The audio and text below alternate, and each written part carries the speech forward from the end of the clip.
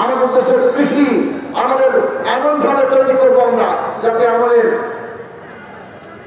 এই দেশের নিজেদের খাদ্য নিরাপত্তা নিশ্চিত করে আমরা আমাদের প্রকৃতি পরিবেশকে রক্ষা করতে পারি। আমরা চাই আমাদের সমস্ত নদীর পানির ন্যায্য হিস্সা আদায় করতে। আমরা চাই জাতি হিসেবে মাথা উঁচু করে দাঁড়াতে।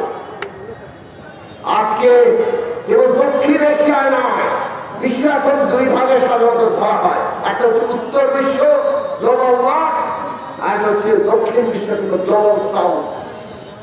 দক্ষিণ বিশ্বের অন্যতম নেতৃস্থানীয় দেশ হিসেবে বাংলাদেশ মাথা উঁচু করে দাঁড়াবে সারা দুনিয়ার সামনে।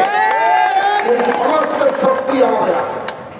আমাদের দেশে কোন কর্মচারী এক দেশে দুই নীতি চলবে না। এই যে আউটসোর্সিং কর্মচারীরা কিংবা সরকারি কলেজের বেসরকারি কর্মচারী নাম শুনেছেন এগুলো কখনো? এইগুলো আছে, লক্ষ লক্ষ হাজার হাজার কর্মচারী আছে। তাদের বাংলার বৈষম্যের মধ্যে থাকতে হয়। বাংলাদেশে কোন ক্ষেত্রে আমরা বৈষম্য দেখতে চাই না। আমাদের ছাত্ররা বৈষম্যহীন রাষ্ট্রের কথা বলেছে। এই রাষ্ট্র যদি আমাদের দেখে হয় তাহলে আমাদের একটা নতুন রাজনৈতিক বন্দোবস্ত লাগবে। তার ভিত্তি হল একটা গণতান্ত্রিক সংবিধান। এই ফ্যাসিস্ট সংবিধান নয়, একটা গণতান্ত্রিক সংবিধান।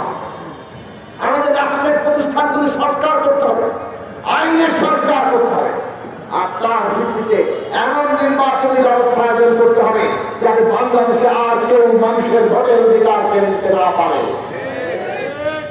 নতুন নির্বাচন কমিশন গঠিত হয়েছে। আমরা আপনাদের বলি,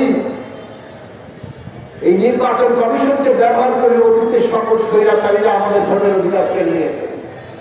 আপনারা এমন দৃষ্টান্ত স্থাপন করুন যাতে বাংলাদেশের ভবিষ্যতে আর কেউ নির্বাচন কমিশনকে ব্যবহার করে আর ভোটের অধিকার কেড়ে নিতে না পারে।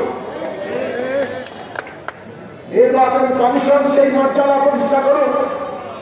নির্বাচন কমিশন জনগণের ভোটাধিকারের সুরক্ষা। আপনাদেরকে সেই দৃষ্টান্ত স্থাপন করতে হবে যে এই যে ধারাবাহিকতা রক্ষিত হবে। কিন্তু এই যে কাজ আমরা চাই, এই যে বাংলাদেশ আমরা চাইছি, এই বাংলাদেশ গড়ে তুলতে গেলে আমরা একটা সার্বভৌম মর্যাদা নিয়ে জাতীয় সার্বভৌমত্ব প্রতিষ্ঠা করে দেশের সকল নাগরিকের জন্য ওই সাম্য, মানবিক মর্যাদা, সামাজিক ন্যায় বিচার, বৈষম্যহীন দেশ গড়ে তুলতে গেলে আমাদের কি সেই রাজনৈতিক শক্তি আছে? আমরা কি অভ্যুত্থানের রাজনৈতিক শক্তিকে সংহত করেছি? আমরা কি ছাত্র জনতাকে এখনো ঐক্যবদ্ধ রাখতে পেরেছি? এইটা আপনাদের ভাবতে হবে। এই অভ্যুত্থান দাবি করে নতুন রাজনৈতিক শক্তি গড়ে উঠুক।